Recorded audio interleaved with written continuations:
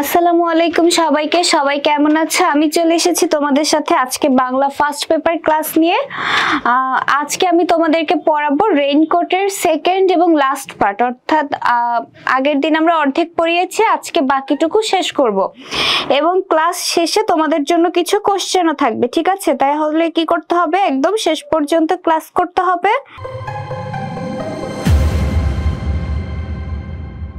দেখো, গতদিন যে পর্যন্ত পড়িয়েছিলাম আজকে হচ্ছে আমরা তারপর থেকে শুরু করব।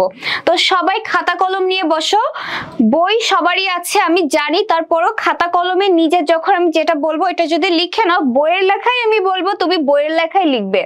লিখলে পরে কি হবে, তোমার ব্যাপারগুলো আরো বেশি ক্লিয়ার হবে, মনে থাকবে ভালো। দেখো কি বলছে, বাস স্ট্যান্ডে পৌঁছে বাসের জন্য তাকে তাকাতে হয় উত্তরে। প্রথম লাইনটা দিয়ে কতবার যে কত বড় কোশ্চেন আসছে তোমাদের একদম ধারণার বাইরে। তাহলে তাকাতে হয় কোন দিকে? উত্তরে, ঠিক আছে? অবশ্যই মনে রাখতে হবে বাস স্ট্যান্ডে পৌঁছে বাসের জন্য তাকে কোন দিকে তাকাতে হয়? উত্তর দিকে তাকাতে হয়। মিলিটারি লরির লেজটাও দেখা যাচ্ছে না, আবার তার বাসেরও নামগন্ধ নেই। মিলিটারির গাড়িও দেখা যাচ্ছে না, তার বাসেরও নামগন্ধ নেই, অর্থাৎ রাস্তা ছিল ফাঁকা। তাহলে সময়টা বুঝতে পারছো যে মানুষজন ভয়ে কিন্তু বের হতে পারতো না। মুক্তিযুদ্ধের সময়টা এমন একটা থমথমে অবস্থা বিরাজ করতো। বাস স্ট্যান্ডে জনপ্রাণী বলতে সে একেবারে একলা, মানে বাস স্ট্যান্ডে আর কেউ ছিল না। নুরুল হুদা, গল্প কথক নুরুল হুদা একাই ছিল।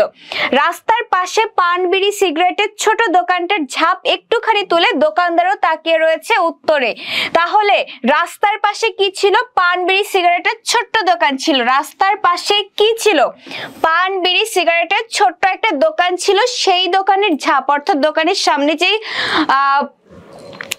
সামনের যে পার্টটা থাকে, অর্থাৎ দরজা টাইপের বা ঝাঁপি টাইপের, ওইটাকে সে একটু ফাঁকা করে দিয়ে সেও উত্তর দিকেই তাকিয়ে আছে, যে ওই দিক থেকেই কোনো বাস বা কিছু আসবে, আসলে পরে সে সেটাতে উঠে পড়বে।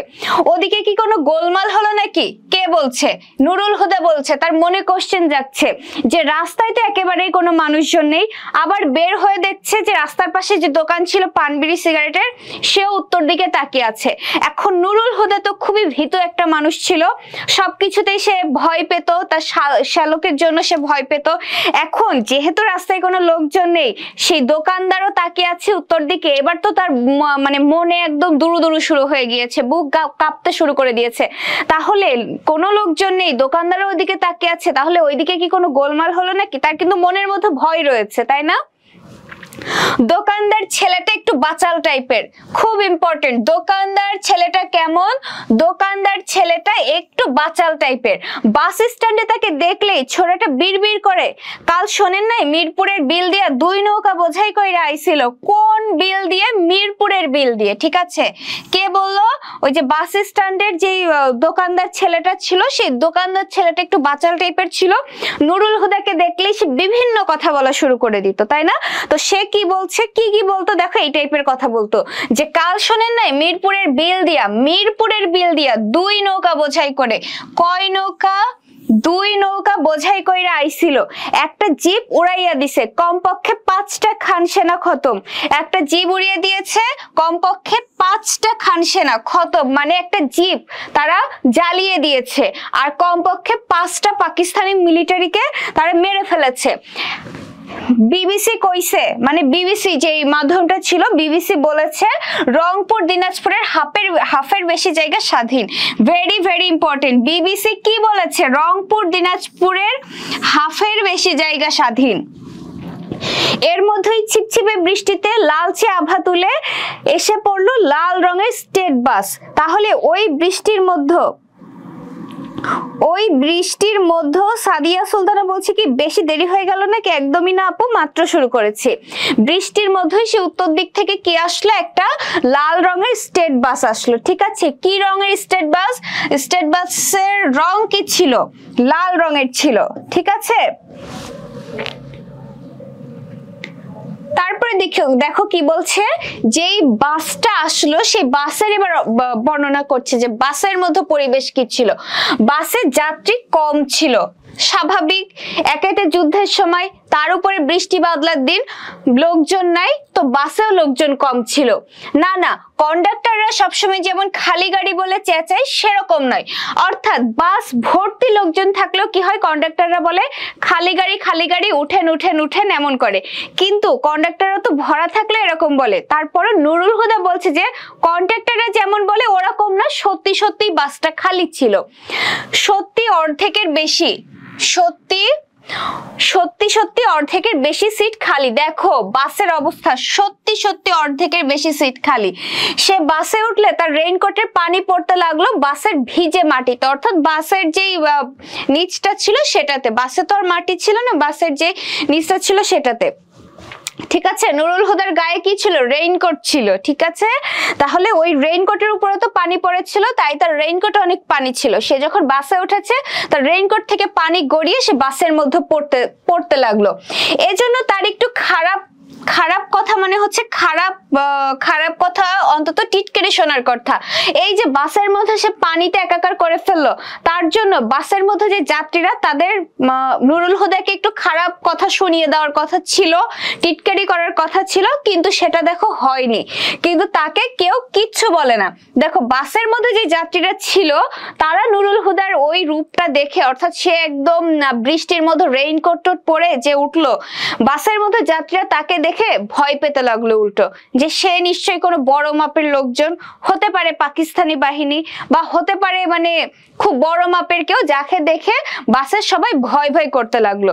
আসলে যুদ্ধের সময় এমনই ছিল, সবাই তো সহজে বের হতে পারতো না, বের হলো যাকে দেখতো তাকে দেখে ভয় পেত, যে কি জানি কি হয়, কার মনে কি আছে কিছুই তো বলা যায় না। তাহলে ওই যে এমনি সময় কেউ যদি বাসে আমরা উঠি পানির চুনি ফেলে, আমরা কিন্তু বিরক্ত হই যে কেন করলো এটা। তো নুরুল হুদা যখন বাসের মধ্যে ওই যে তার রেইনকোটের পানিতে ভিজে গেল, বাসের মধ্যে কিন্তু যাত্রীদের তার হচ্ছে খারাপ কথা শোনানোর কথা ছিল বা টিটকারি শোনানোর কথা ছিল, কিন্তু তারা তো নুরুল হুদাকে দেখে ভয় পেয়েছে, তারা কোনো কিছুই বলল না। ঠোঁটে তার একটু হাসি বিছানো থাকে। কার ঠোঁটে বলতো? নুরুল হুদার ঠোঁটে একটু হাসি বিছানো থাকে। এই নীরব কিন্তু স্পষ্ট হাসির কারণ কি? এই যে তার রেইনকোটের পানিতে বাসে সয়লাভ হয়ে গেল, কেউ টু শব্দটি করছে না, অর্থাৎ নুরুল হুদা যখন বাসে উঠলো তখন সে তার মুখে হাসিটা থাকলো। তখন আবার হচ্ছে বলছে যে তাহলে তার এই হাসির মানে কি, এই যে বাসে কেউ কিছু তাকে বললো না এই জন্য কি সে হাসছে? তার পোশাক কি সবাইকে ঘাবড়ে দিল নাকি? তার পোশাক বলতে কোন পোশাক বলতো? রেইনকোট। সবাইকে ঘাবড়ে দিল নাকি? খালি রাস্তা পেয়ে বাস চলে খুব জোরে, যেহেতু রাস্তায় কোনো জ্যাম ছিল না, বাস খুব দ্রুত চলছিল, কিন্তু তার আসনটি সে নির্বাচন করতে পারছে না, অর্থাৎ সে বাসে কোন সিটে বসবে।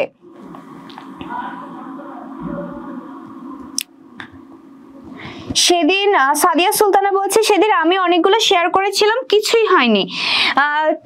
কি হওয়ার কথা বলছো আপু? আমি তো ঠিক বুঝতে পারছি না, একটু ক্লিয়ার করে বলো।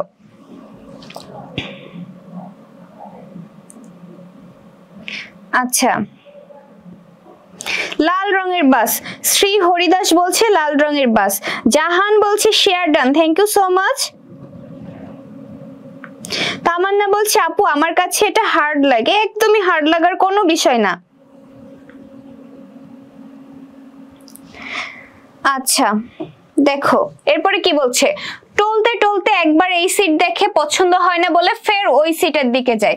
কেমন হয় যেন, আমরা যখন বাসের সিট না থাকে একটা পেলেই ওখানে বসে পড়ি, কিন্তু যদি বাসের সিট বেশি থাকে তখন মনে হয় এখানে বসবো না ওখানে বসবো, এক জায়গায় বসে আবার ভাল লাগে না আরেক সিটে গিয়ে বসি। নুরুল হুদাও সেম জিনিস করেছে, যে অনেক জিনিস থাকলে সে ডিসিশন নিতে পারতেছে না যে সে কোথায় বসবে, তাই না? এমন সময় পেছনের দিক থেকে দুইজন যাত্রী উঠে পড়ে তাড়াহুড়ো করে। দেখো কয়জন যাত্রী, সর্বপ্রথম কয়জন যাত্রী উঠে পড়ে? দুইজন যাত্রী। পেছনের দিক থেকে দুইজন যাত্রী তাড়াহুড়ো করে উঠে পড়ে।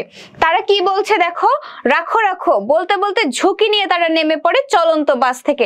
তারাও তো নুরুল হুদাকে দেখে ভয় পেয়েছে যে বাবা কে না কে উঠছে, উঠে আবার কোন বিপদে পড়বো, তার থেকে ভালো নেমে যায়। তো উঠে কি বললো, বাসওয়ালাকে বলছে যে রাখো রাখো নামবো নামবো, এমন একটা করে তাড়াহুড়ো করে নেমে গেল। সে তাদের দিকে তাকায়, অর্থাৎ নুরুল হুদা ওই দুইজনের দিকে তাকায় এবং বুঝতে পারে এরা পালালো ঠিক তাকে দেখে, কারণ নুরুল হুদা তো নিজে একটা ভীতু মানুষ। কিন্তু ওই মিন্টুর রেইনকোটটা পরে যখন যখন দেখছে যে সবাই তাকে দেখে ভয় পাচ্ছে, তো সে একটু মজা নিতে চাইলো। এমনিতে কিন্তু নুরুল হুদা নিজেও খুবই ভীতু একটা মানুষ। লোক দুটো নিশ্চয়ই ক্রিমিনাল, না হলে নুরুল হুদাকে দেখে কেন নেমে যাবে, তাকে দেখে কেন ভয় পাবে? তখন নুরুল হুদা চিন্তা করছে এই লোক দুইটা নিশ্চয়ই ক্রিমিনাল। ঠিক আছে, একটা চোর আর একটা পকেটমার। দেখো প্রথম দুইজনের একজনকে নুরুল হুদা ভেবেছে চোর, আরেকজনকে ভেবেছে পকেটমার, অথবা দুইটাই চোর অথবা দুইটাই পকেটমার। তাহলে এটা কিন্তু ইম্পর্টেন্ট যে প্রথম যে দুজন নেমে গেল তাদেরকে দেখে নুরুল হুদার কি মনে হয়েছিল, বা ওই দুজন কি ছিল? তাহলে একজন চোর ছিল আর একজন পকেটমার ছিল। নাম্বার মুহূর্তে দুটার মধ্যে সর্দার টাইপেরটা তার দিকে পেছন ফিরে তাকালো। ঠিক আছে, নাম্বার মুহূর্তে যে দুইজন নেমে গেল তাদের মধ্যে সর্দার টাইপেরটা নুরুল হুদার দিকে তাকালো। সেই চোখ ভরা ভয়, কেবল ভয়। তাহলে যারা নেমে গেল সর্দার মতো লোকটা যে তার দিকে তাকালো, তাদের চোখে কি ছিল? ভয় ছিল। জুৎসই সিট বেছে নিয়ে, অর্থাৎ পছন্দ মতো সিট বেছে নিয়ে ধপাস করে বসতেই ফোমে ফস করে আওয়াজ হয় এবং তাইতে ঘাড় ফিরিয়ে তাকায় সামনের সিটে বসা তিনজন যাত্রী। তাহলে পেছন থেকে চলে গেল দুইজন, সামনের সিটে বসেছিল তিনজন। তারা কিন্তু ওই যে বসলে যে আওয়াজ হলো তাতে হচ্ছে যে সামনের সিটে যে তিনজন বসেছিল তারা ভয় পেল, যে না জানি কে না কে, কি হলো। তারাও ভয়ে ভয়ে তাকালো পেছন দিকে। এদেরও সে ঠিক চোর অথবা পকেটমার বলে ঠিক শনাক্ত করে ফেলে। এখন নুরুল হুদাকে দেখে যারাই না নেমে যাচ্ছে, নুরুল হুদা তাদের সবাইকে ভাবছে এরা নিশ্চয়ই চোর হবে, এরা নিশ্চয়ই ক্রিমিনাল হবে, এরা নিশ্চয়ই পকেটমার হবে, না হলে তাকে দেখে ভয় পাবে কেন? হ্যাঁ, এমন একটা ব্যাপার। বলছে দেখো তাদেরও সে চোর পকেটমার বলে শনাক্ত করলো, ডাকাতও হতে পারে, কিংবা মিলিটারি কোনো বস্তিতে আগুন লাগিয়ে চলে এলে এরা ছোটে সেখানে লুটপাট করতে। মিলিটারিরা আগুন দিয়ে দিলে সেখানে হচ্ছে যে সব পুড়ে যেত, কিছু কিছু আবার থাকতো, পুড়তো না। তখন অনেকে গিয়ে ওই বাসাগুলোতে লুটপাট করতো, যা যা নেওয়া যায় সব নিয়ে আসতো। মিলিটারি কোথাও, অথবা দেখো বলছে হয় তারা লুটপাট করে, অথবা মিলিটারি কোথাও লুটপাট করলে এরা গিয়ে উচ্ছিষ্ট করে, মানে মিলিটারি নিয়ে নেওয়ার পরে যা থাকে,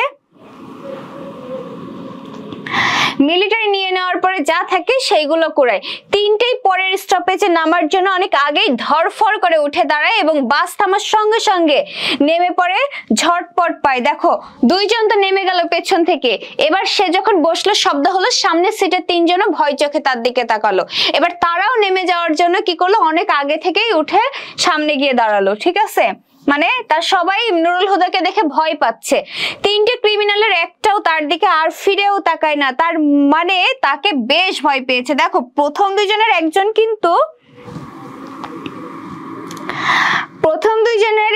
কিন্তু তার দিকে ফিরে তাকিয়েছিল, কিন্তু পরে যে তিনজন নেমে গেল তারা এতটা ভয় পেয়েছিল যে তার দিকে আর তাকালোই না।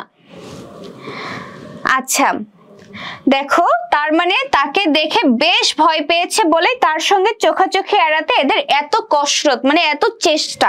কসরত মানে হচ্ছে চেষ্টা, ঠিক আছে।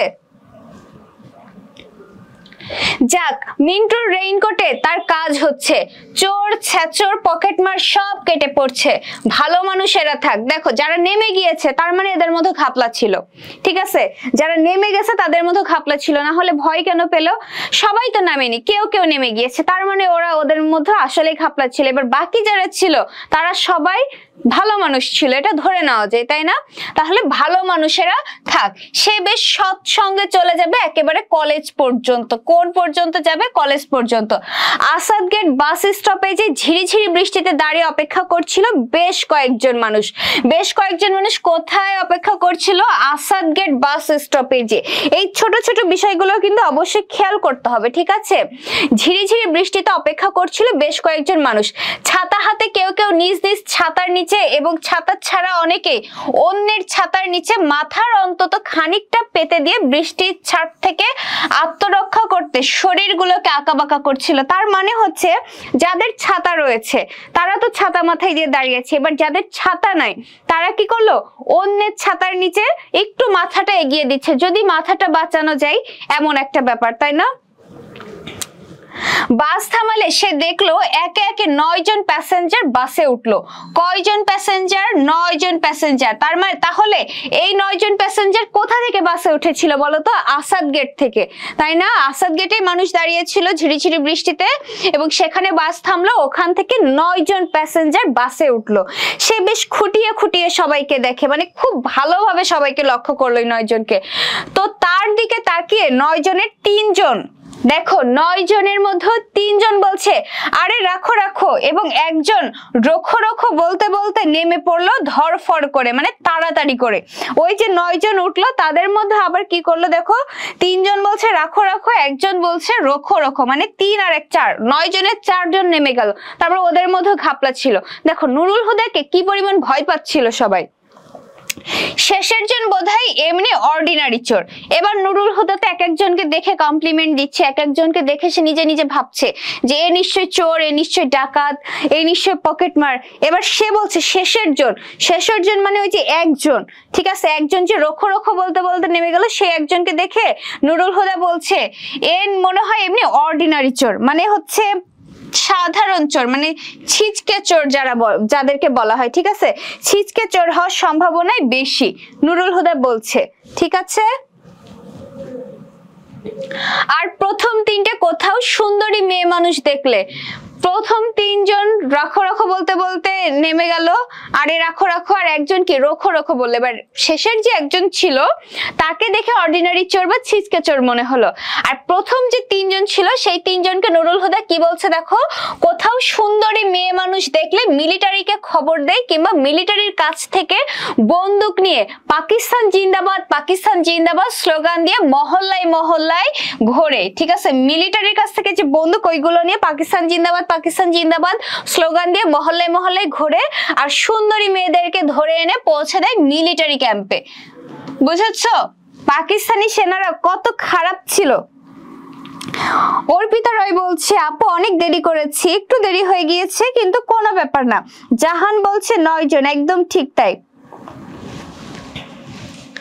আচ্ছা এগুলো হলো রাজাকার, তার মানে প্রথম 3 জনকে দেখে তার কি মনে হলো, যে আসাদগেট থেকে 9 জনের প্রথম 3 জনকে দেখে তার মনে হয়েছে এগুলো রাজাকার হবে। ফের নতুন করে অপরাধী মুক্ত, তার মানে ওই যে 4 জন নেমে গেল, তার মানে আবার সে অপরাধী মুক্ত একটা বাস ছিল, তাই না? ফের নতুন করে, মানে আবার নতুন করে অপরাধী মুক্ত বাসে যেতে এখন ভালো লাগছে। জানালার বাইরে বৃষ্টির আশ উঠছে, মানে বৃষ্টির যে ছাঁচ এগুলো উঠছে। ঠান্ডা হাওয়ায় গাছপালা, লোকজন, দোকানপাট ও বাড়িঘরের ওপর ট্রান্সপারেন্ট আবরণ দেখে তার এক্সট্রা ভালো লাগে। সমস্ত ভালো লাগাটা চির খায়, বাস হঠাৎ করে ব্রেক কষলো। সমস্ত ভালো লাগা কখন চির খেলো বলতো? বাস যখন হঠাৎ করে ব্রেক করলো তখন চির খেলো, মানে তার ভালো লাগাটা বন্ধ হয়ে গেল, ভালো লাগাটার কাজ করলো না। হঠাৎ করে বাস যখন ব্রেক করলো তখন তাকে তাকাতে হয় বায়ে। দেখো বাস যখন ব্রেক করলো তখন সে কোন দিকে তাকালো? বা দিকে। বাসের জন্য নুরুল হুদাকে কোন দিকে তাকাতে হয় বলো তো? বাসের জন্য নুরুল হুদাকে কোন দিকে তাকাতে হয় কমেন্ট করে জানাও। দেখি কে কে মনোযোগ দিয়ে ক্লাস করছো, একটু দেখি। তোমরা এমনিতেই অনেক ভালো, অনেক সুইট, তোমরা ভালোভাবে ক্লাস করো এটা আমি জানি। তো তোমরা এখন কমেন্ট করে জানাও যে বাসের জন্য নুরুল হুদাকে কোন দিকে তাকাতে হলো। মনিরা মিতু বলছে সেম, আমিও দেরি করে ফেলেছো তাই না? আচ্ছা কোনো ব্যাপার না।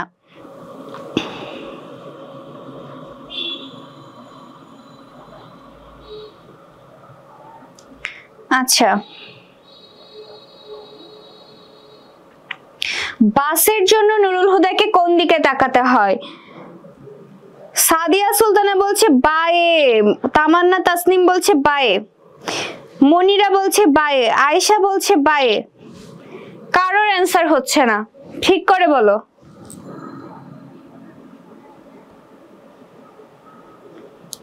সত্যি কারোর অ্যান্সার এখনো হচ্ছে না। নূরজাহান বলছে বায়ে, শাহাদাত ইসলাম বলছে বায়ে। আচ্ছা বুঝে নিয়েছি, তোমরা সবাই মোটামুটি বা দিকেই বলছো। বা দিকে কি বাসের জন্য নুরুল হুদাকে কোন দিকে তাকাতে? আমি কিন্তু প্রথমেই বলেছি, আজকে যখন পড়ানো শুরু করেছি তখনই বলেছি এটা কিন্তু অনেকবার পরীক্ষা এসেছে, আমি চলে যাব সেইখানে। বাস যখন দেখো ব্রেক কষলো তখন তো সে বাসেই ছিল, তার তো বাসের প্রয়োজন ছিল না। বাস যখন ব্রেক কষলো তখন তার যে ভালো লাগাটা কাজ করছিল সেটা বন্ধ হয়ে যায়, তখন সে বাম দিকে তাকায়। তাহলে বাসের জন্য তো সে বাম দিকে তাকায়নি, তার ভালো লাগাটা বন্ধ হয়ে গেল তখন সে বাম দিকে তাকালো। আর সে তো তখন বাসের মধ্যেই ছিল, তাহলে তার তো বাসের জন্য তাকানোর প্রয়োজন নেই। বাসের জন্য সে তাকিয়েছিল কোন দিকে আমি দেখাই।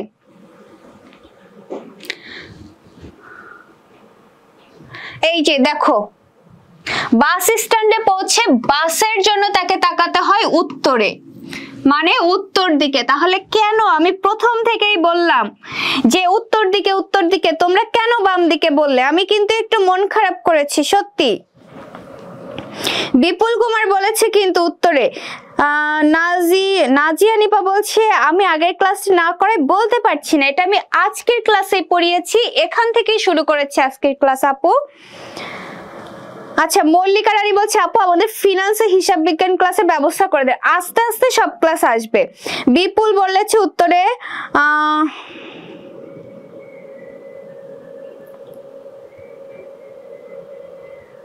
তামান্না বলছে সবগুলো একজন বাই বলেছে একজনের অ্যান্সার দেখে আরেকজন অ্যান্সার করবে না, কারণ সে কিন্তু ভুল হতে পারে। একটু পরে আসছি বলতে পারি না, আচ্ছা ঠিক আছে কোনো ব্যাপার না, কিন্তু যারা অ্যান্সার দাওনি বায়ে যারা বলেছ আমি সত্যি খুব মন খারাপ করেছি।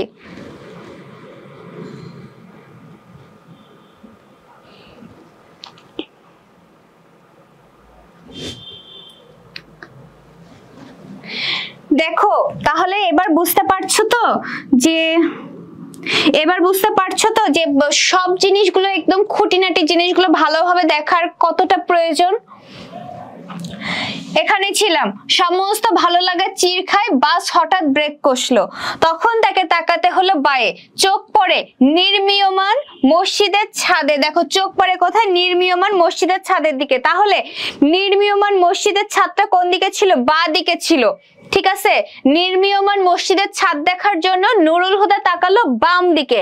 দরজা থেকে ঠান্ডা হাওয়া এসে লাগে তার মুখে এবং নাকের ভেতর দিয়ে। দেখো দরজা তো খোলা ছিল, মানে বাসের দরজা, ঠিক আছে। সেই যেহেতু বৃষ্টি ছিল ঠান্ডা হাওয়া বইছিল, সেই ঠান্ডা হাওয়া এসে লাগলো নুরুল হুদার মুখে এবং নাকের ভেতর দিয়ে সেই হাওয়া ঢুকে পড়ে বুকে, সেখানে ধাক্কা লাগে, বুকে এসে ধাক্কা লাগে। ক্র্যাকডাউনের রাত কেটে ভোর হলে, দেখো ক্র্যাকডাউনের রাত কি? 25শে মার্চের সেই হচ্ছে কাল রাতের কথা বলা হচ্ছে, ঠিক আছে। যে ক্র্যাকডাউনের রাত কেটে ভোর হলে মিলিটারির গুলিতে এই মসজিদের ছাদ থেকে পড়ে গিয়েছিল মুয়াজ্জিন সাহেব।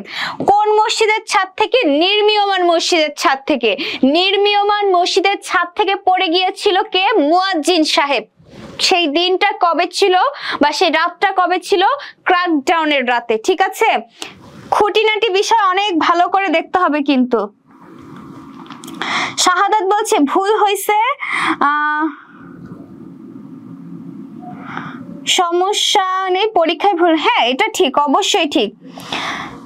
এখন ভুল করো অসুবিধা নেই, এখন তো আমরা শিখছি পড়ছি না, পরীক্ষার হলে ভুল না করলেই হলো, ঠিক আছে। পরীক্ষায় ভালো করলেই সব ঠিক আছে, এখন ভুল করো কোনো অসুবিধা নাই। তাহলে কি ঠান্ডা হাওয়ার ধাক্কা রেইনকোটের তাপে এতটাই গরম হয়ে ওঠে যে মনে হয় ভিতরে বুঝি আগুন ধরে গেল। এবার দেখো রেইনকোটের কিন্তু একটা উত্তাপ ছিল। নুরুল হুদা ছিল প্রচন্ড ভীতু একটা মানুষ, কিন্তু রেইনকোটটা ছিল তার শালক মিন্টুর। এখন মিন্টু তো ছিল মুক্তিযোদ্ধা, তো সে ব্যবহার করতো রেইনকোট। এখন ওই মুক্তিযোদ্ধার রেইনকোট পরে নুরুল হুদার মধ্যেও একটা তেজ কাজ করছিল। এমনিতে সে ভীতু মানুষ, কিন্তু ওই রেইনকোটটা পরার পরে তার মনের মধ্যে একটা আগুন ধরে গিয়েছিল, ঠিক আছে। সাহস যেন তখন বেড়ে গিয়েছিল, এটাই বোঝানো হয়েছে। মসজিদের উল্টো দিকের বাড়িতে 3 তলায় থাকতো তখন তারা। নুরুল হুদারা ওই যে ক্র্যাকডাউনের রাতে তার মানে কোথায় থাকতো বলো তো? রৌনক জান্নাত অনামিকা, রৌনকের সম্ভবত পরীক্ষা চলছে, তারপরও তুমি যে ক্লাসে এসেছো অনেক ধন্যবাদ। শাহাদাত বলছে আপু আপনার ক্লাসটা খুব ভালো লাগছে, অনেক অনেক ধন্যবাদ। তোমাদের কমেন্ট অলওয়েজ আমি বলি আমার কাছে আরো বেশি অনুপ্রেরণা দেয়, যাতে তোমাদের আমি ভালোভাবে ক্লাস নিতে পারি, ঠিক আছে। তোমরা যে বুঝতে পারো আমার ক্লাসটা তোমরা ধৈর্য ধরে করো, এর জন্য তো অনেক অনেক অনেক থ্যাঙ্কস আসলেই তোমরা পাও, ঠিক আছে। দেখো তাহলে ক্র্যাকডাউনের রাতের কথা বলা হচ্ছে যে তখন ওই যে নুরুল হুদার বাসা থেকে সে দেখেছিল যে ওই নির্মীয়মান মসজিদের ছাদ থেকে মুয়াজ্জিন সাহেব পড়ে গিয়েছিল, ঠিক আছে।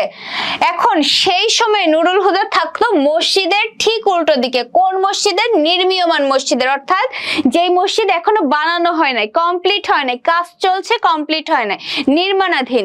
তাহলে ওই নির্মাণাধীন মসজিদের উল্টো দিকের বাড়িতে 3 তলায় থাকতো তখন তারা। কয় তলায়? 3 তলায় থাকতো। রাতভর ট্যাঙ্কারের হুঙ্কার আর মেশিন গান আর স্টেন গানের ঘেউ ঘেউ আর মানুষের কাতরানিতে তাদের কারো ঘুম হয়নি। মানুষের কাতরানি কেন? যাকে গুলি করছে সে কাতরানি দিয়ে উঠছে, মানুষ হইচই করছে। তো এমন অস্থির একটা রাত ছিল, সেই রাতে কারোর ঘুম হয়নি। ছেলে মেয়ে নিয়ে, ছেলে মেয়ের মায়ের সঙ্গে, অর্থাৎ আচ্ছা এখন তোমাদেরকে আমি এখানে আরেকটা কোশ্চেন করব, সেটা হচ্ছে বলছে দেখো ছেলে মেয়ে নিয়ে ছেলে মেয়ের মায়ের সঙ্গে সে শুয়েছিল খাটের নিচে, ঠিক আছে। ভয়ে খাটের নিচে, যে আওয়াজটা যেন একটু কম আসে, এত অস্থির একটা সিচুয়েশন। সে ভয়ে ওই ক্র্যাকডাউনের রাতে সবাই মিলে খাটের নিচে শুয়েছিল ছেলে মেয়ের মায়ের সঙ্গে, অর্থাৎ নুরুল হুদার ছেলে মেয়ের মা। তাহলে নুরুল হুদার সে কি ছিল? বউ ছিল নিশ্চয়। তাহলে নুরুল হুদার ওয়াইফের নাম কি ছিল? কমেন্ট করে জানাও নুরুল হুদার ওয়াইফের নাম কি ছিল। সাদিয়া সুলতানা বলছে আমার পরীক্ষা কালকে শেষ হলো। যাদের পরীক্ষা শেষ হয়েছে, যাদের বাংলা পরীক্ষা হয়ে গিয়েছে, সবার এক্সাম কেমন হয়েছে জানাবে, ঠিক আছে। সবার এক্সাম কেমন হয়েছে আমাকে অবশ্যই জানাবে।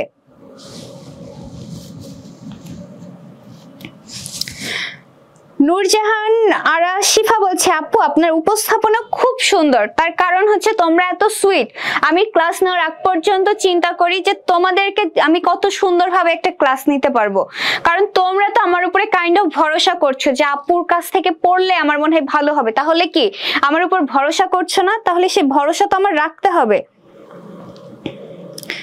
বাংলা পরীক্ষা কার কেমন হয়েছে জানাবে। আর হচ্ছে নুরুল হুদার ওয়াইফের নাম কি ছিল কমেন্ট করে জানাও। রৌনক বলছে সবাই ক্লাস করেন, আমার এক্সাম চলতেছে, আমি চলে যাই, দোয়া করেন আমার জন্য, আল্লাহ হাফেজ। সবাই দোয়া করে দাও, সবার পরীক্ষা যেন ভালো হয়।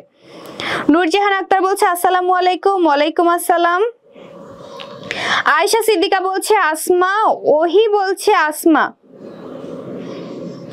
রৌনক বলছে আসমা, নূর আহমেদ বলছে আসমা, বিপুল বলছে আসমা। আচ্ছা সবাই আসমা বলেছো, সবার অ্যান্সার সঠিক হয়েছে, থ্যাংক ইউ সো মাচ সবার।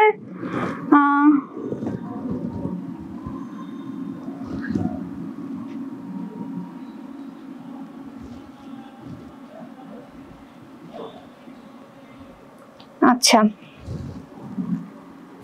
আপু পেইড ব্যাচের ক্লাস কবে থেকে শুরু করবেন? পেইড ব্যাচের ক্লাস ফেব্রুয়ারির 10 তারিখ থেকে ক্লাস শুরু করব। ভালো কথা মনে করেছো। তোমাদের হচ্ছে যে কোর্সটা আসছে 25-এর জন্য, তোমরা যারা এখনো তোমাদের প্রস্তুতিটা ভালোভাবে গুছিয়ে নিতে পারোনি বা তোমাদের একটু মনে হয় যে আমার মনে হয় কনফিউশন আছে যে আমি পারবো কি পারবো না, তোমরা কি করতে পারো, আমরা কিন্তু তোমাদের জন্য তাদের কথা চিন্তা করে নিয়ে এসেছি হচ্ছে একটা কোর্স, যেটা হচ্ছে বাংলা এবং ইংলিশের উপরে থাকবে। English first paper, second paper, Bangla first paper, second paper, ঠিক আছে। এখানে A to Z করানো হবে, একদম প্রথম থেকে শেষ পর্যন্ত প্রতিটা ক্লাস করানো হবে। প্রতিটা ক্লাসের উপরে স্পেশাল নোট থাকবে এবং টেস্ট পেপার সম্পূর্ণ সলভ করা হবে। মডেল টেস্ট থাকবে, চ্যাপ্টার ওয়াইজ এক্সাম হবে, এভরিডে এক্সাম থাকবে, ঠিক আছে। এবং first paper, English first paper, second paper, Bangla first paper, second paper, দুইটাই কিন্তু খুব ভালোভাবে করানো হবে এবং প্রচুর পরিমাণে এক্সাম নেওয়া হবে। তো তোমরা কিন্তু একটা খুব ভালো প্রিপারেশন আমাদের সাথে নিতে পারো। আর এই কোর্সের জন্য ফি হচ্ছে 1000 টাকা, কিন্তু প্রথম যে 50 জন ভর্তি হবা সেই 50 জনের জন্য কিন্তু 200 টাকা ডিসকাউন্ট থাকবে, অর্থাৎ 799 টাকায় প্রথম 50 জন ভর্তি হতে পারবে। আমরা হচ্ছে তোমাদের ফেব্রুয়ারির প্রথম সপ্তাহ থেকে ক্লাস করানোর কথা ছিল, কিন্তু তোমাদের অনেকেরই পরীক্ষা চলছে, এর জন্য ফেব্রুয়ারির 10 বা 15 তারিখ থেকে তোমাদের ক্লাস শুরু হবে। তোমরা আমাদের কাছে একটু রিকোয়েস্ট করেছো যে আপু বা ভাইয়া আমাদের এক্সাম চলছে, আপনারা আরেকটু পরে শুরু করেন, তো তোমাদের জন্য আমরা আরেকটু পরে শুরু করছি। ফেব্রুয়ারির 10 বা 15 তারিখের পর থেকে ক্লাসটি শুরু হবে, ঠিক আছে? আর তখন কিন্তু এখন রৌনক, তুমি কি তোমার অ্যান্সার পেয়েছো? ক্লাস কবে থেকে শুরু হবে? ফেব্রুয়ারি 10 বা 15 তারিখের পর ক্লাস শুরু হবে, ঠিক আছে? আর তোমরা যারা এই কোর্স, এটা কিন্তু সম্পূর্ণ একটা পেইড কোর্স, যেহেতু তোমাদেরকে আমরা প্রাইভেট গ্রুপে অ্যাড করে নিব। প্রাইভেট গ্রুপে তোমাদেরকে প্রাইভেটলি পড়ানো হবে, তখন তোমাদের সব কনফিউশন দূর হয়ে যাবে। তো ঝটপট আর দেরি না করে আমাদের কোর্সে ভর্তি হয়ে যেতে হবে, ঠিক আছে? আর বাংলা ক্লাস তো আমিই থাকবো তোমাদের সাথে, আর ইংলিশ ক্লাস নিবে খালিদ ভাইয়া। খালিদ ভাইয়া কিন্তু অসম্ভব ভালো ক্লাস নেই। খালিদ ভাইয়ার অলরেডি একটা ব্যাচ রানিং আছে 26-এর জন্য, ইংলিশ ফার্স্ট পেপারের একটা কোর্স কিন্তু খালিদ ভাই অলরেডি করাচ্ছে। সেখানে 110-15 জন মতো স্টুডেন্ট অলরেডি আছে, ঠিক আছে? তো তোমরা এই সুযোগ মিস না করতে চাইলে ঝটপট ভর্তি হয়ে যেতে হবে। আর আমাদের সাথে কিন্তু অনেকেই অলরেডি ভর্তি হয়ে গিয়েছে। দেখো এবার কি বলছে, ভোরবেলা মিলিটারি মানুষ মারার একটু বিরতি দিলে। দেখো সারা রাত মিলিটারি তো তাণ্ডব চালিয়েছে, সবাইকে মেরে ধরে শেষ করে দিয়েছে। ভোর রাতের দিকে তারা একটু বিরতি দেয়। ভোর রাতের দিকে মিলিটারি কিন্তু একটু বিরতি দিয়েছিল, বুঝেছো? ভোরবেলা মিলিটারি মানুষ মারার একটু বিরতি দিলে ছেলেমেয়েরা ঘুমিয়ে পড়ে এবং বন্ধ জানালার পর্দা, অর্থাৎ জানালা দরজা তো সব বন্ধ ছিল, তখন নুরুল হুদা বিরতি দিলে কি করলো, সেই বন্ধ জানালার পর্দা একটু তুলে, বন্ধ জানালার পর্দা একটু তুলে সে রাস্তা দেখতে থাকে। রাস্তার উপরে মসজিদের ছাদে, দেখো রাস্তার ওপরে মসজিদের ছাদে মুয়াজ্জিন সাহেব দাঁড়িয়েছিল আজান দিতে, ঠিক আছে? সেই ভোরবেলা সাধারণত জুমার নামাজটা সে নিয়মিত পড়ে। আমাদের মধ্যে অনেকে আছে এমনি যারা নামাজ কালাম নিয়মিত পড়ে না, কিন্তু জুমার নামাজটা কিন্তু পড়ে। সপ্তাহে 7 দিন না পড়লেও জুমার নামাজটা পড়ে। নুরুল হুদাও ছিল সেই টাইপের একজন, যে সাধারণত নুরুল হুদা কি করতো, জুমার নামাজটা নিয়মিত পড়তো। তবে সেই ভোরে তার আজান শুনতে ইচ্ছে করছিল, সারা রাত এত তাণ্ডব চালিয়েছিল যে তার ভোরবেলা সে পর্দা একটু সরিয়ে রাস্তা দেখছিল, আজান শুনতে খুব ইচ্ছে করছিল। মুয়াজ্জিনের আজান দেওয়াটা সম্পূর্ণ দেখবে বলে সে জানালার ধার থেকে সরে না, অর্থাৎ সে জানালার ধারেই দাঁড়িয়ে থাকে। যে মুয়াজ্জিন ওই মসজিদের ছাদে, যেহেতু মসজিদের ঠিক উল্টো দিকে তারা থাকতো, সে তাকিয়েছিল। সারা এলাকায় ইলেকট্রিসিটি নষ্ট, মসজিদের মাইক্রোফোন অকেজো, ইলেকট্রিসিটি নাই, মসজিদের মাইক্রোফোনও অকেজো, কাজ করে না। মুয়াজ্জিন সাহেব গমগমে গলায়, দেখো মুয়াজ্জিন সাহেবের কণ্ঠ কেমন ছিল, গমগমে ছিল।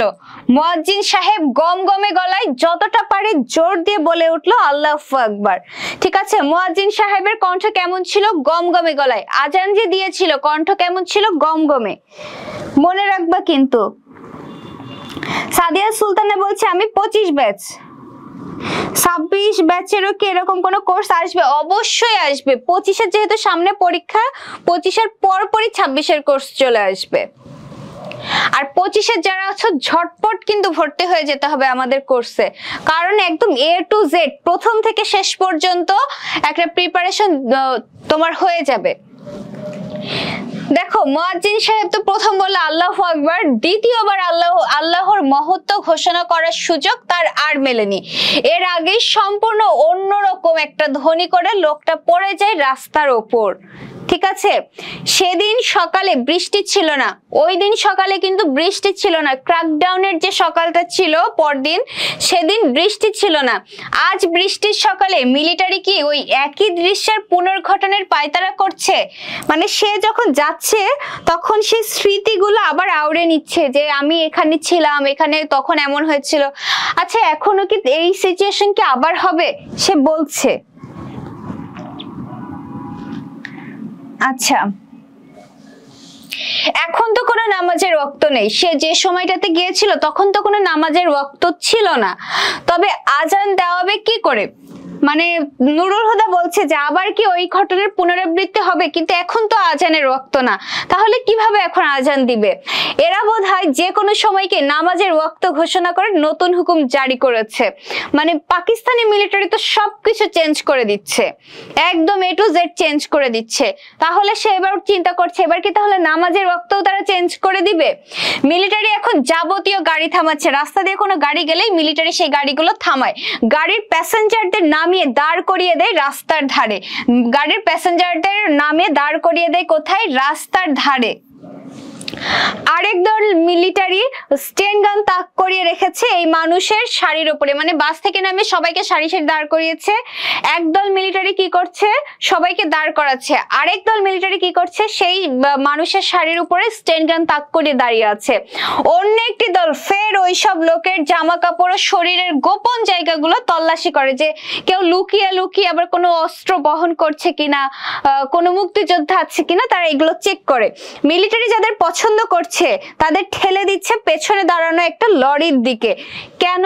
যাদের একটু সন্দেহ করছে তাদেরকে মিলিটারিরা পেছনে দাঁড়ানো একটা লরির দিকে ঠেলে দিচ্ছে। কোন দিকে? পেছনে দাঁড়ানো লরির দিকে, পেছনে দাঁড়ানো একটা লরির দিকে, ভেরি ভেরি ইম্পর্টেন্ট, পেছনে দাঁড়ানো লরির দিকে। তাদের বাসটিতে এসে উঠলো লম্বা খুব ফর্সা এক মিলিটারি। তাহলে নুরুল হুদারা যে বাসে ছিল সেই বাসে এসে উঠলো কে? খুব লম্বা ও ফর্সা এক মিলিটারি। সেই মিলিটারিটা কেমন ছিল? লম্বা এবং ফর্সা। এখন বাসের ভিতর কোনো আওয়াজ নেই, ওই যে মিলিটারি উঠেছে সবাই তো ভীত হয়ে গিয়েছে, বাসে আর কোনো আওয়াজ নাই। যাত্রীদের বুকে টিপ টিপ শব্দ এই নীরবতার সুযোগে বাড়ে। যাত্রীদের বুক কি হয়? সাধারণত বলি কি ঢিপ ঢিপ করছে বা ধক ধক করছে, কিন্তু এখানে দেখো কি বলছে? টিপ টিপ শব্দ। এবং এটাই তার মাথায় বাজে ড্রাম গ্রাম করে। দেখো যখন একদম নীরব থাকে চারপাশ, ছোট্ট শব্দগুলো যেন খুব বেশি জোরে শোনা যায়। তো যেহেতু মিলিটারি উঠলো, বাসের মধ্যে খুব নীরবতা, কোনো আওয়াজ নাই, তখন ওই যে মানুষের বুকের মধ্যে যে টিপ টিপ শব্দ সেটাও যেন নুরুল হুদা শুনতে পাচ্ছিল। ঠিক আছে?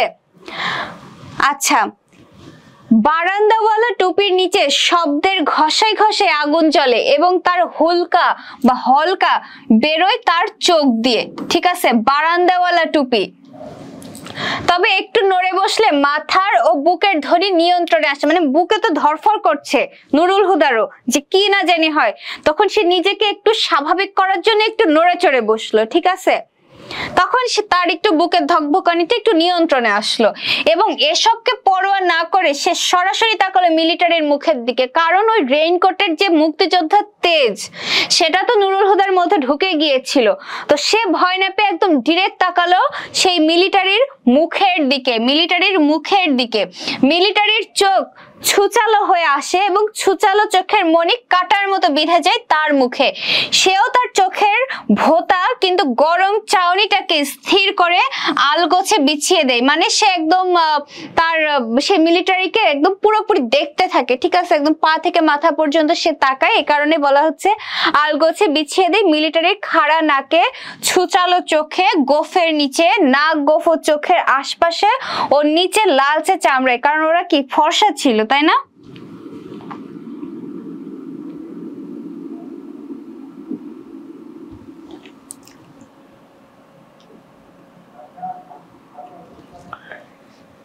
আচ্ছা, এতে কাজ হলো মিলিটারির চোখ সরে যায় তার মুখ থেকে, নেমে পড়ে তার রেইনকোটের উপরে। ঠিক আছে? মিলিটারি যে নুরুল হুদার চোখের দিকে তাকিয়েছিল, তো নুরুল হুদাও মিলিটারির চোখাচোখি করেছিল, তখন মিলিটারিরা আর তার মুখের দিকে তাকালো না। মনে হয় রেইনকোটের পানির ফোঁটাগুলো লোকটা গুনে গুনে দেখছে, মানে এত সুচালো ভাবে সূক্ষ্ম হয়ে মিলিটারিরা এক একজনকে পর্যবেক্ষণ করছিল। নুরুল হুদার দিকে যখন তাকালো, নুরুল হুদার তার মনে হলো যে এত সুচালো ভাবে তাকাচ্ছিল, মনে হচ্ছে যেন তার রেইনকোটের যে বৃষ্টির ফোঁটা সেগুলো গুনে দেখছে। ভেতরের তাপে এইসব পানির ফোঁটা দেখে মিলিটারি এত থ মেরে যাবার কি হলো? লোকটাকে এগুলোতে রক্তের চিহ্ন দেখে তখন নুরুল হুদা তখন বলছে যে আমার দিকে এভাবে কেন তাকিয়ে দেখছে? সে কি পানির ফোঁটাগুলোকে রক্তের ফোঁটা মনে করছে? আচ্ছা, রেইনকোটে বৃষ্টির ফোঁটা গোনাগুনি সেরে, অর্থাৎ মিলিটারি হঠাৎ বলে আগে বাড়ো, অর্থাৎ তাদের বাসটা ছেড়ে দেয়, আগে বাড়ো মানে সামনে নিয়ে যাও, সামনে চলে যাও এমন। বাস হঠাৎ স্টার্ট দিয়ে কয়েক পা লাফিয়ে আগে বাড়ে এবং যাত্রীদের স্বস্তির নিঃশ্বাসের ধাক্কায় অতিরিক্ত বেগে ছুটে পার হয়ে যায় ঢাকা কলেজের গেট। আচ্ছা, নিউ মার্কেটের সামনে এসে পড়লে সে উঠে দাঁড়ায় এবং হুকুম করে, রাখেন নামবো। বাস একটু স্লো হলে, দেখো কোথায় নামলো, নিউ মার্কেটের সামনে এসে পড়লে সে উঠে দাঁড়ায়। নুরুল হুদা কোথায় নেমেছিল? নিউ মার্কেটে। ঠিক আছে, নুরুল হুদা তাহলে নেমে গিয়েছিল নিউ মার্কেটের সামনে, এসে বলে যে রাখেন নামবো। বাস একটু স্লো হলে তার রেইনকোটের জমানো পানি গড়িয়ে পড়তে দিয়ে অপরাধী মুক্ত বাস থেকে নামতে নামতে সহযাত্রীদের দিকে তাকিয়ে সে ঠোঁট বাঁকায়, এতে তার সামনের সারির দাঁতও বেরিয়ে পড়ে। অর্থাৎ যারা তো নেমে গিয়েছিল বাস থেকে, নুরুল হুদার মনে হয়েছিল এরা নিশ্চয়ই সবগুলো অপরাধী ছিল, আর যারা ছিল বাসে তাদেরকে সে মনে হচ্ছিল যে এরা না, এরা সৎ মানুষজন, তাই তাকে দেখে ভয় পাচ্ছে না। এই কারণে সৎ মানুষজনকে রেখে নুরুল হুদা নেমে পড়লো। প্রিন্সিপালের রুমে দেখো এবার হচ্ছে ঢুকে গিয়েছে কলেজে। প্রিন্সিপালের কামরায় প্রিন্সিপালের সিংহাসন মার্কা চেয়ারে বসে রয়েছে জাদ্রেল টাইপের এক মিলিটারি পান্ডা। প্রিন্সিপালের চেয়ারে কে বসেছিল? জাদ্রেল টাইপের এক মিলিটারি পান্ডা। তার ভারিক্কি মুখ থেকে অনুমান করা যায় পান্ডাটি কর্নেল কিংবা মেজর জেনারেল অথবা মেজর বা ব্রিগেডিয়ার, অর্থাৎ সে ভেবেছিল যে নিশ্চয়ই খুব বড় পোস্টের কোনো মিলিটারি হবে। ঠিক আছে, তাকে দেখে প্রিন্সিপালের কালো মুখ বেগুনি হয় ডক্টর আফাজ আহমেদ। দেখো প্রিন্সিপালের নাম কি? ও প্রিন্সিপালের দেখো নুরুল হুদাকে দেখে কালো মুখ কি হলো? বেগুনি হয়ে গেল, কালো মুখ বেগুনি হয়ে গেল। প্রিন্সিপালের নাম হচ্ছে doctor Afaz Ahmed, MSc PhD. এগুলো হচ্ছে তার ডিগ্রি। ঠিক আছে, যে সে এমএসসি করেছে, পিএইচডি করেছে। ইপিএসইএস হওয়ার চেষ্টা করতে করতে স্যার বলে হি ইজ প্রফেসর হুদা। ঠিক আছে, যে ওই জাদ্রেল টাইপের মিলিটারি পান্ডার সাথে নুরুল হুদাকে পরিচয় করিয়ে দিচ্ছে যে হি ইজ প্রফেসর হুদা। কিন্তু doctor Afaz Ahmed MSc PhD এগুলো তার ডিগ্রি কিন্তু। ঠিক আছে, আফাজ আহমেদের ডিগ্রি।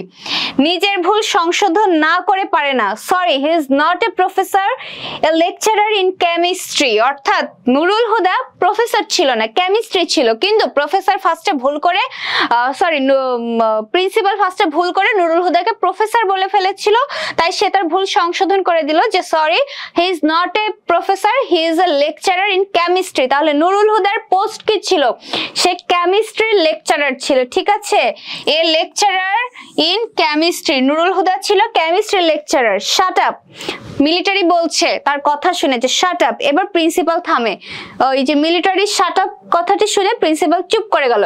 তাকে এবং আব্দুস সাত্তার মৃধাকে, আব্দুস সাত্তার মৃধা ইসাক মিয়া যে ইয়ার বাসা থেকে, নুরুল হুদার বাসা থেকে গিয়েছিল আব্দুস সাত্তার মৃধার দিকে। এখন বলো তো আব্দুস সাত্তার মৃধা কিসের প্রফেসর ছিল? ঝটপট কমেন্ট করে জানাও, আব্দুস সাত্তার মৃধা কিসের টিচার ছিল?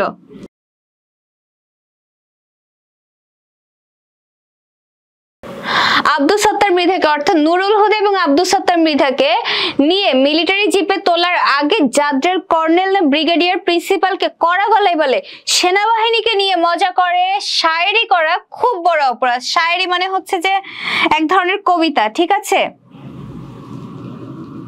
লরি মানে হচ্ছে গাড়ি, হ্যাঁ এক টাইপের গাড়ি, যেমন গাড়ির বিভিন্ন ধরন থাকে না, বাস, ট্রাক, তেমনি একটা হচ্ছে লরি। দেখো তাহলে ব্রিগেডিয়ার মানে ওই পাকিস্তানি মিলিটারি যাওয়ার আগে দেখো প্রিন্সিপালকে কড়া গলায় বলে সেনাবাহিনীকে নিয়ে মজা করে শায়েরি করা খুব বড় অপরাধ। এবার তাকে ছেড়ে দেওয়া হলো, প্রিন্সিপালকে এবার ছেড়ে দেওয়া হলো, তবে কড়া ওয়াচে রাখা হবে। উর্দুর প্রফেসর আকবর সাজিদের দোহাই পেরে প্রিন্সিপালের সুবিধা হলো না। তাহলে উর্দুর প্রফেসরের নাম কি? উর্দুর প্রফেসরের নাম হচ্ছে আকবর সাজিদ। ঠিক আছে, কেমিস্ট্রি লেকচারার ছিল নুরুল হুদা, আব্দুস সাত্তার মৃধা ছিল জিওগ্রাফির, উর্দুর প্রফেসর ছিল আকবর সাজিদ।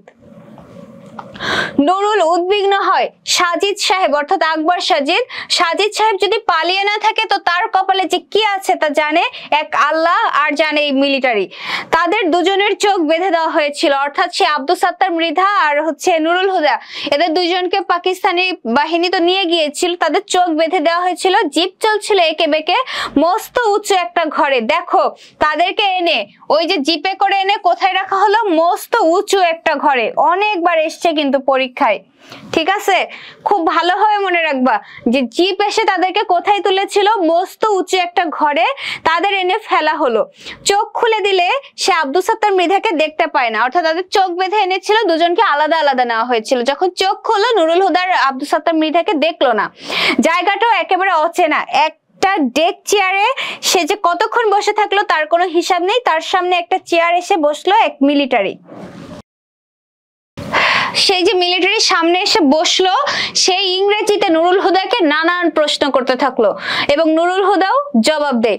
লোকটা চলে গেলে তাকে অন্য ঘরে নিয়ে ফের মানে আবার অন্য একটা লোক এসে তাকে প্রশ্ন করে এবং সে জবাব দেয়। প্রশ্নগুলো প্রায় একই রকম এবং তার উত্তরের হেরফের হয় না, অর্থাৎ একই প্রশ্ন নুরুল হুদাকে বারবার করা হচ্ছিল, নুরুল হুদাও একই অ্যান্সার দিচ্ছিল। যেমন কিছুদিন আগে তাদের কলেজে কয়টা লোহার আলমারি কেনা হয়েছে, অর্থাৎ তাহলে নুরুল হুদাকে কি বিষয়ে প্রশ্ন করা হয়েছিল? কলেজের বিষয়ে, ঠিক আছে? এগুলো বইয়ে নিয়ে কারা এসেছিল? সে জবাব দেয় ঠিক, অফিসের জন্য 3টে। দেখো আলমারিগুলো কিসের জন্য? কলেজের যে অফিস রুম ছিল সেই অফিসের জন্য আনা হয়েছিল 3টে আলমারি।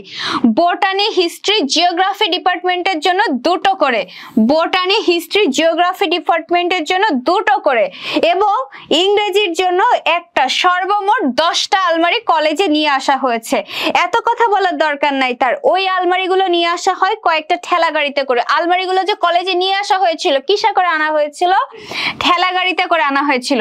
ঠেলা গাড়িওয়ালাদের তো সে খুব ভালো করেই চেনে, ঠিক আছে? বলছে নুরুল হুদাকে। নুরুল হুদা জবাব দেয় তাদের সে চিনবে কোত্থেকে? তারা হলো কুলি, সে একজন লেকচারার। তাহলে সে তাদের সঙ্গে এত কথা বলছিল কেন? ঠেলাগাড়িতে করে যে কুলিরা বা ঠেলাগাড়িওয়ালারা যে আনলো, পাকিস্তানি বাহিনীরা বলছে যে ওই ঠেলাগাড়িওয়ালাদের তো তুমি খুব ভালো করে চেনো, তার মানে তারা ছিল হচ্ছে তোমার মুক্তি বাহিনীর লোক। যেহেতু ওই যে বোমা পাকিস্তানি মিলিটারির ক্যাম্প আক্রমণ করেছিল, প্রিন্সিপালের বাড়ির পাশে বোম মেরেছিল, গ্রেনেড মেরেছিল, তো হচ্ছে তারা ছিল মুক্তি বাহিনীর লোক। এখন ওই পাকিস্তানি মিলিটারিরা ধারণা করছে এদের সাথে নুরুল হুদার কোনো যোগাযোগ আছে, ঠিক আছে? প্রিন্সিপালের আদেশে সে আলমারিগুলো স্টিলের পাতের ঘনত্ব, দেরাজের সংখ্যা এবং আকার, তালাচাবির মান, রঙের মান প্রভৃতি পরীক্ষা করে দেখছিল। তার দায়িত্ব ছিল এটা। বলছে তুমি যদি লেকচারার আর সে যদি কুলি হয় তাহলে তাদের সাথে তোমার এত কথা কিসের? তখন আবার নুরুল হুদা বলছে যে প্রিন্সিপাল আমাকে এই দায়িত্বগুলো দিয়েছিলাম, এগুলো পালন করছিলাম। মিলিটারি শান্ত গলায় তথ্য সরবরাহ করার ভঙ্গিতে বলে মিসক্রিয়েন্টরা কলেজে ঢুকেছিল কুলির বেশে। Very very important. মিসক্রিয়েন্ট বলতে মুক্তি বাহিনীর লোকদেরকে বোঝানো হয়েছিল, মুক্তিযোদ্ধাদের। মিসক্রিয়েন্টরা কলেজে ঢুকেছিল কুলির বেশে। এটা তার চেয়ে আর ভালো কে জানে। যেহেতু তাদের সাথে কথা বলেছিল তাই হচ্ছে পাকিস্তানি বাহিনী সন্দেহ করছে যে সে জানে এগুলো। তারা আজ ধরা পড়ে নুরুল হুদার নাম বলেছে। ওই যে যারা বোম মেরেছিল, গ্রেনেড মেরেছিল, তাদেরকে ধরেছে পাকিস্তানি বাহিনী, আর তারা কি করলো? নুরুল হুদার নাম বলেছে। তাদের সাথে তার যোগাযোগ নিয়মিত, ঠিক আছে, একসাথে হয়ে গিয়েছে। সে গ্যাংয়ের একজন সক্রিয় সদস্য। এগুলো এই যে কুলির ছদ্মবেশে মিসক্রিয়েন্টরা এই তথ্যগুলো দিয়েছে। এবার নুরুল হুদা বলছে আমার নাম? সত্যি বলেছে? মানে নুরুল হুদা তো আসলে এগুলার ধারের কাছেও নাই, কিন্তু তাও নুরুল হুদা বলছে যে আমার নাম বলেছে। সত্যি আমার নাম বলেছে? নুরুল হুদার হঠাৎ চিৎকারে মিলিটারি বিরক্ত হয় না, বরং উৎসাহ পায় যে ওরা তো মজা দেখছে। উৎসাহিত মিলিটারি ফের বলে, মানে আবার বলে, কুলিরা ছিল ছদ্মবেশী মিসক্রিয়েন্ট। তারা কলেজের টিচারদের মধ্যে নুরুল হুদার নামই বলেছে, ঠিক আছে?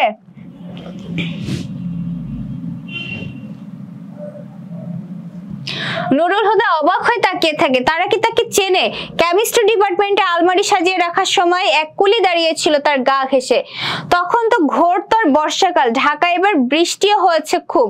রাত দিন এই বৃষ্টি নিয়ে সে কি যেন বলেছিল, ঠিক আছে? মানে একজন কুলি এসে তার কাছে দাঁড়িয়েছিল, সে তার সাথে কথা বলেছিল, কিন্তু সে তো সদস্য ছিল না। তাতে কুলিটা বিড়বিড় করে ওঠে, বর্ষাকালেই তো জুত। ঠিক আছে, কুলি বলেছিল এই কথা যে বর্ষাকালেই তো জুত। কথাটা দুবার বলেছিল, বর্ষাকালেই তো জুত। এই কথাটা কয়বার বলেছিল ওই কুলির বেশি মিসক্রিয়েন্ট? দুইবার বলেছিল।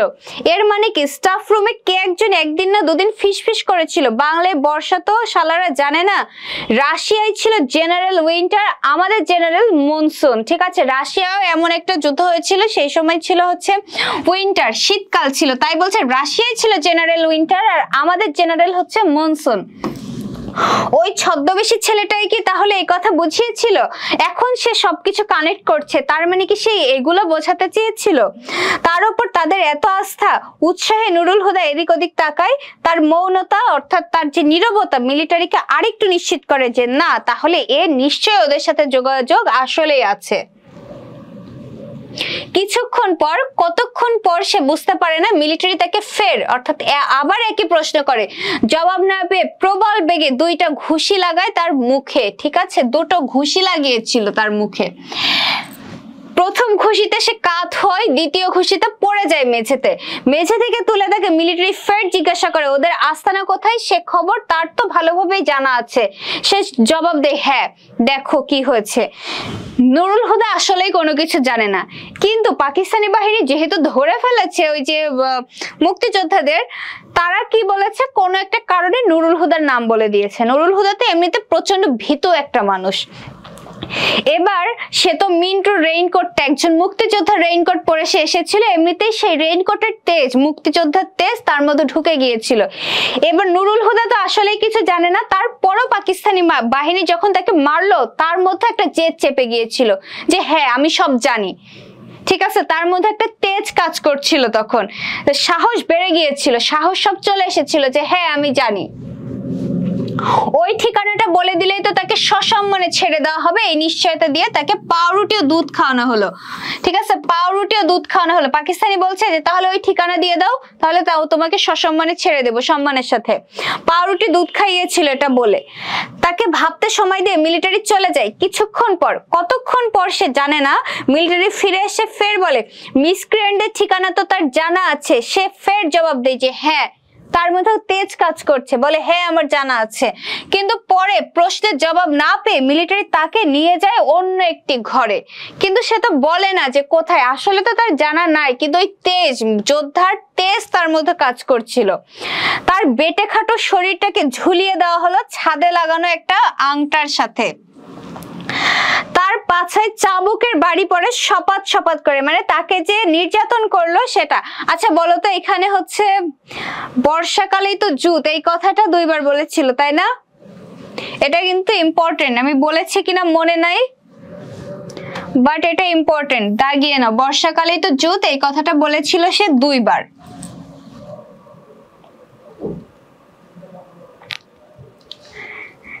বাড়িগুলো বিরতিহীন পড়তে থাকায় কিছুক্ষণের মধ্যে সেগুলো নুরুল হুদার কাছে মনে হয় স্রেফ উৎপাত। দেখো, একই জায়গায় যখন বারবার মারা হয়, প্রথম বাড়িটা কিন্তু খুব ব্যথা লাগে, দ্বিতীয়টাও ব্যথা লাগে, কিন্তু ৩-৪ বার একই জায়গায় যদি বারবার মারতে থাকে তারপরে কিন্তু আর ব্যথা কাজ করে না, কারণ অবশ হয়ে যায়, তো আর ব্যথা ওইভাবে লাগে না। তো নুরুল হুদারও সেম হয়েছিল, এত অত্যাচার তারা করলো, এত মারলো যে নুরুল হুদার কিছুক্ষণ পর আর ব্যথা কাজ করলো না। তার কাছে মনে হলো এটা স্রেফ উৎপাত করছে তার উপরে। মনে হচ্ছে যেন বৃষ্টি পড়ছে মিন্টুর রেইনকোটের উপরে। ঠিক আছে, বৃষ্টি যেমন ঝপঝপ শব্দ করে পড়ছিল, এই চাবুকের বাড়িও তার কাছে এমন লাগছিল যে বৃষ্টি পড়ছে রেইনকোটের উপরে। রেইনকোটটা এরা খুলে ফেলেছে, কোথায় রাখলো কে জানে, কিন্তু তার ওম তার শরীরে এখনো লেগেই রয়েছে। কিন্তু তার ওম বলতে সেই রেইনকোটের ওম, ঠিক আছে, রেইনকোটের ওম যেন তার শরীরে এখনো লেগে রয়েছে, এই জন্যই তো তার মধ্যে ওই তেজটা কাজ করছিল। বৃষ্টির মতো চাবুকের বাড়ি পড়ে তার রেইনকোটের মতো চামড়ায়। আর সে অবিরাম বলেই চলে মিসক্রিয়েন্টের ঠিকানা তার জানা আছে, শুধু তার শালার নয়, তার ঠিকানা জানার মধ্যে কোনো বাহাদুরি নাই। সে ছদ্মবেশী কুলিদের আস্তানাও চেনে, মানে তার শালা তো হচ্ছে আংটা কি আপু? আচ্ছা, আংটা হচ্ছে দেখো ফ্যান ঝোলাই, যেমন একটা রাউন্ড শেপের ফ্যান যেটাতে ঝুলিয়ে দেওয়া হয়, এইগুলোকে এক একটা আংটা বলে, যেগুলোতে কোনো কিছু ঝুলিয়ে রাখা হয়। ঠিক আছে, ছাদে মনে করো আংটার মতো কিছু থাকলে কোনো কিছু ঝোলাতে হলে ওইটার সাথে বাঁধাই দিলেই হচ্ছে ঝোলাই রাখা হয়। যেমন ফ্যান ঝুলে থাকে, ফ্যানও কিন্তু আংটার মধ্যে ঝোলানো হয়। আচ্ছা,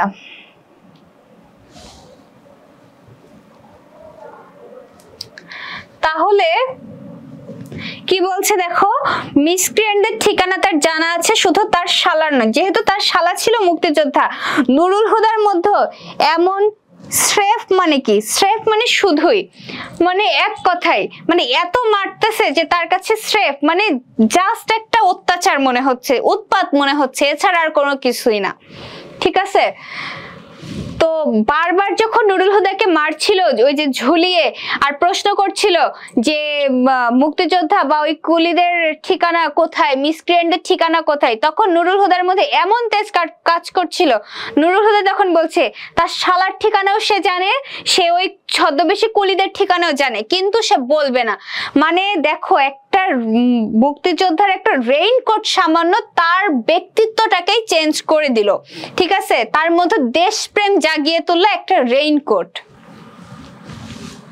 এবং এই যে একটা তেজ কাজ করছিল, এই জন্য মিলিটারিরা যে তার উপর এত অত্যাচার করছিল সেই দিকে তার আর কোনো খেয়াল থাকে না।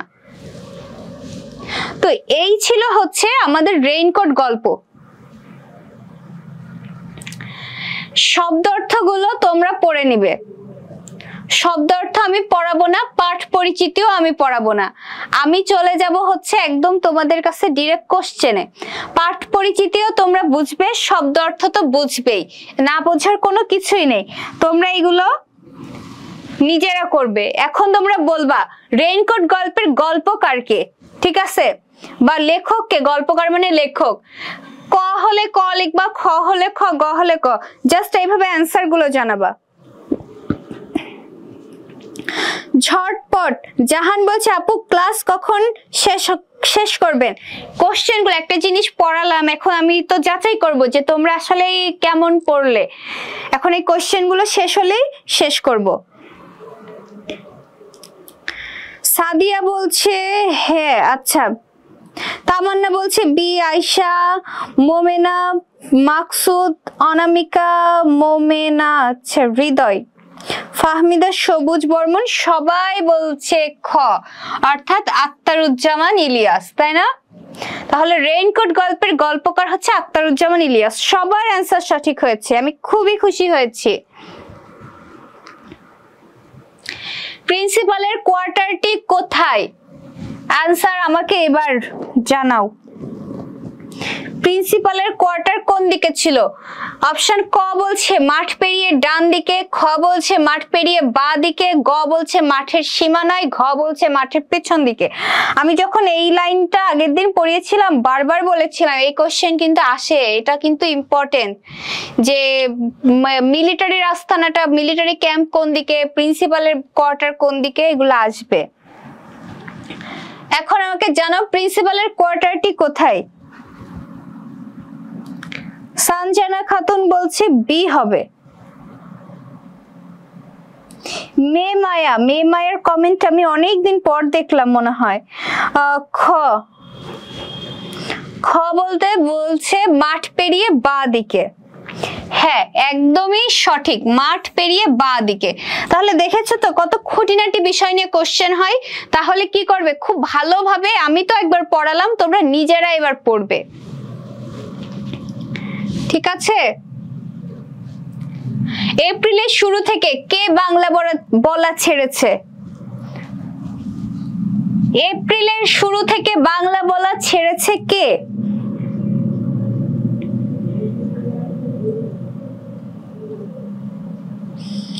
এপ্রিলের শুরু থেকে বাংলা বলা ছেড়েছে কে?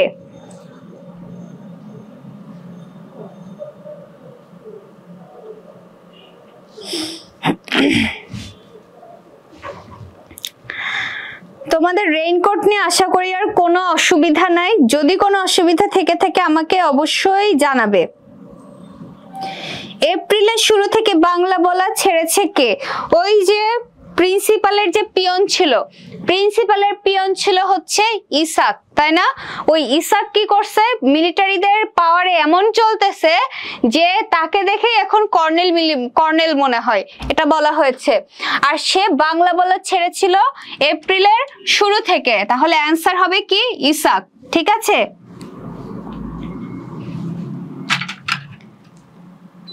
বাংলা বলা ছেড়েছিল ইসাক। নূরজাহান আর শিফা বলছে ঘ, না, এপ্রিলের শুরু থেকে বাংলা বলা ছেড়েছে কে? ইসাক। মিন্টু কেন বাংলা বলা ছাড়বে? মিন্টু তো ছিল মুক্তিযোদ্ধা, সে তো দেশের পক্ষে। কর্নেল বাংলা বলা, কর্নেল কেন ছাড়বে? কর্নেল তো কখনো বলেই নাই বাংলা, কর্নেল তো আগাগোড়াই উর্দুতেই কথা বলে। ইসাক মিয়া ছেড়ে দিয়েছে, সে মিলিটারি সাজার চেষ্টা করছে। তার দাদা না পরদাদার কেউ যে বলা আছে না কোন খানসামা ছিল, তো ইসাক হচ্ছে বাংলা বলা ছেড়ে দিয়েছে। মিলিটারি লাগার পর থেকে তারা কয়বার বাড়ি পাল্টিয়েছে? নুরুল হুদারা কয়বার বাড়ি পাল্টিয়েছে? Very very very important.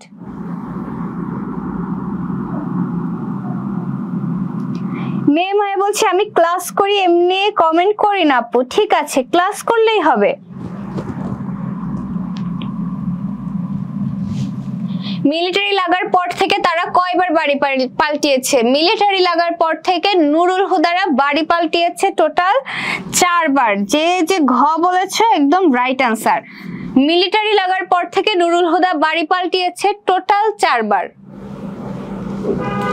মিলিটারিরা Nurul হুদাকে ধরে নিয়ে গিয়ে প্রথমে কি বিষয়ে প্রশ্ন করেছিল? মাত্র পড়িয়েছি আজকের টপিক থেকে এই কোশ্চেন, দেখো এটা তো পারতেই হবে। আপু রেইনকোট দেখে ভয় কেন পাচ্ছিল? তারা কি রেইনকোট আগে দেখেনি? রেইনকোটের তেজ, নুরুল হুদা ভীতু প্রকৃতির ছিল, সে মিন্টুর রেইনকোটটা যখন পরলো তার মধ্যে একটা তেজ কাজ করছিল, তার মধ্যে ভয় ভাবটা চলে গিয়েছিল, তাই সে খুব একদম ভাবসাব নিয়ে খুব বুক ফুলিয়ে চলাচল করছিল। ঠিক আছে, তো তার মধ্যে কোনো ভয় না দেখে সবাই ঘাবড়ে গেল নুরুল হুদাকে উল্টো দেখে, যে রেইনকোট দেখে সে এমন ভাবে চলাচল করছে যে সে কি না জানি, এই জন্যই রেইনকোট দেখে ভয় পাচ্ছিল। কলেজের বিষয় একদম ঠিক তাই। মিলিটারিরা নুরুল হুদাকে ধরে নিয়ে গিয়ে প্রথমে কি বিষয়ে প্রশ্ন করেছিল? কলেজের বিষয়ে। রেইনকোট দেখে কেন ভয় পাচ্ছিল বুঝতে পেরেছো? আমাকে অবশ্যই জানিও। আচ্ছা, নুরুল হুদার শরীরে মিলিটারি চাবুকের বাড়ি কি বলে মনে হয়? এটা কিন্তু একটু আগে পড়িয়েছি। নুরুল হুদার শরীরে মিলিটারি বাড়ি, চাবুকের বাড়ি স্রেফ কি উৎপাত মনে হয়, তাই না? ওই যে বারবার মারছিল, এক পর্যায়ে গিয়ে নুরুল হুদার মনে হলো যে স্রেফ উৎপাত। একজন আবার প্রশ্ন করলে আপু স্রেফ কি? নাজিয়া নিপা বলছে বুঝতে পেরেছি আপু। আচ্ছা, থ্যাংক ইউ সো মাচ আপু বোঝার জন্য। রেইনকোট খুলে ফেললো নুরুল হুদার শরীরে কি অনুভূত হয়? দেখো যখন মারছিল রেইনকোটটা খুলে ফেলেছিল, নুরুল হুদা আবার বলছে কি জানি কোথায় রাখলো রেইনকোটটা, তো খুলে ফেললো। রেইনকোটের যে তেজ, রেইনকোটের যে ওম, সেটা নুরুল হুদার শরীরে থেকে গিয়েছিল, তাই না? তাহলে কি হবে? অ্যান্সার কি হবে? রেইনকোটের ওম। রেইনকোট খুলে ফেললো নুরুল হুদার শরীরে, রেইনকোটের ওম থেকে গিয়েছিল। ওই ঠিকানাটা বলে দিলে তাকে সসম্মানে ছেড়ে দেওয়া হবে। কাদের ঠিকানার কথা বলা হয়েছে? ওই ঠিকানা বলতে কাদের ঠিকানা? অবশ্যই কাদের ঠিকানা? মুক্তিযোদ্ধাদের ঠিকানা, তাই না? মুক্তিযোদ্ধাদের ঠিকানা। প্রিন্সিপালের ঠিকানা জেনে মিলিটারি কোনো লাভ নাই, প্রফেসরদের ঠিকানা জেনেও লাভ নাই, উর্দুর প্রফেসরের ঠিকানা জেনেও লাভ নাই। মিলিটারি জানতে চেয়েছিল যে তুমি জানো মুক্তিযোদ্ধারা কোথায়, মুক্তিযোদ্ধাদের ঠিকানা বলো। এরপর দেখো কি বলছে, চাবুকের বাড়ির দিকে তার আর মনোযোগ দেওয়া হয়ে ওঠে না কেন? কেন মনোযোগ হয়ে ওঠে না? মৃত্যু নিশ্চিত জানাই, এই অ্যান্সারটা হতে পারে না, কারণ তার মরার কথা চিন্তাতেই আসে নাই, তার মধ্যে তেজ কাজ করছিল, যা হয় হবে সে বলবে না। এটা হবে না। ধীরে ধীরে শরীরে অবশ হয় না, তার শরীরে অবশ হয় নাই, এটাও হবে না। ক্রমাগত চাবুকের বাড়ি খেয়ে, এটাও হবে না।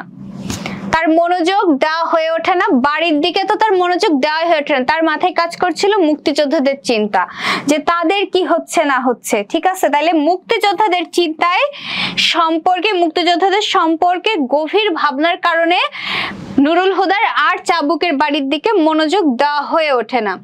লেকচারার ও তার সহকর্মীদের মিলিটারিরা প্রথম কোথায় নিয়ে আসে? এটা কিন্তু যখন আমি এই লাইনটা পড়িয়েছিলাম তখন বলেছিলাম এটা অনেক ইম্পর্টেন্ট।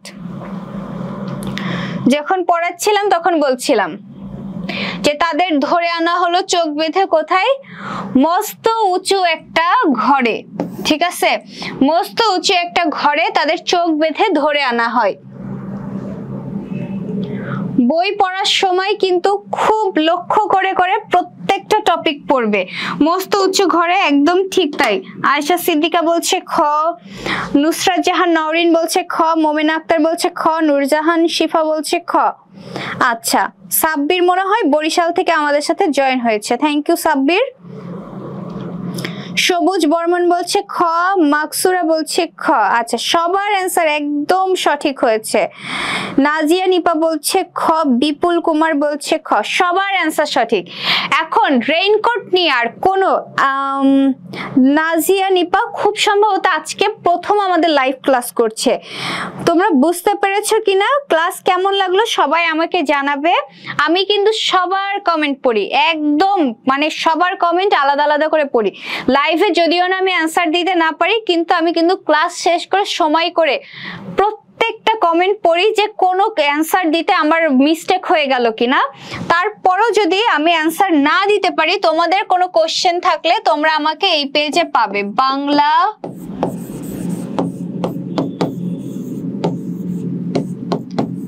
বাংলা কথন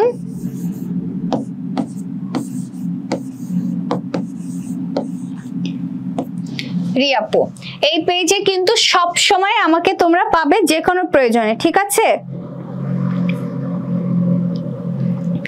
আর 25-এর যারা আছো কি করতে হবে? সবগুলো পারছি। সাদিয়া সুলতান আলহামদুলিল্লাহ, thank you so much. Sabbir বলছে আউটস্ট্যান্ডিং ক্লাস। নুসরাত বলছে আলহামদুলিল্লাহ আপু, অনেক ভালো লাগছে, আপনার প্রতিটা ক্লাসই অনেক ভালো লাগে। আলহামদুলিল্লাহ, তোমরা যে আমাকে পছন্দ করছো আমার ভীষণ ভালো লাগে। আর আমি তো তোমাদের জন্য সত্যি বলতে ওয়েট করি যে কবে শুক্র শনিবার আসবে, কবে আমি পড়াবো। শোনো, এখন যেটা হচ্ছে শনিবারে অর্থাৎ কালকে কারোর জন্য ক্লাসে মিস না হয়, খুব সম্ভবত 7টায় আমি আগামীকাল তোমাদের ক্লাস নিব নাটকের উপরে। তো একজনেরও যেন ক্লাস মিস না হয়, ঠিক আছে? সবাই থাকবে ক্লাসে। 25-এর যারা আছো কোর্সে ঝটপট কিন্তু ভর্তি হয়ে যেতে হবে। 51তম মানুষটি যদি তুমি হও না, তাহলে কিন্তু আফসোস করতে হবে, কারণ 1000 টাকা দিয়ে ভর্তি হতে হবে। ঠিক আছে, তো এই ছিল আজকের ক্লাস। সবাই ভালো মতো পড়াশোনা করো, ভালো মতো সবকিছু করো। আর কি বলবো, আর রেইনকোটটা কিন্তু আবার পড়বে তোমরা। এই যে কোশ্চেন গুলো আমি একটা ডেমো দিলাম, কারণ তোমরা যাতে বুঝতে পারো যে কতটা খুঁটিনাটি বিষয় তোমাদের পড়তে হবে, এই কারণে দাগিয়ে দাগিয়ে পড়বে। ঠিক আছে, তো এই পর্যন্তই। আল্লাহ হাফেজ, সবাই ভালো থেকো। আসসালামু আলাইকুম।